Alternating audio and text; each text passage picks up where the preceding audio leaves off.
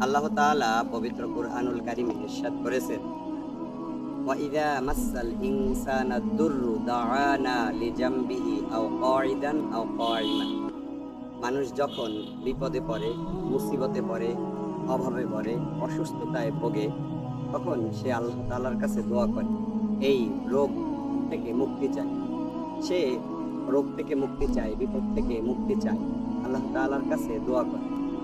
কিন্তু আল্লাহ তাআলা যখনই তার বিপদ, তার মুসিবত, তার অসুস্থতা দূর করে দেয়, সাথে সাথে সে এমনভাবে আল্লাহ তাআলার কাছ থেকে মুখ ফিরিয়ে নেয়, মনে হয় যে সে কখনো আল্লাহ তাআলাকে ডাকেইনি।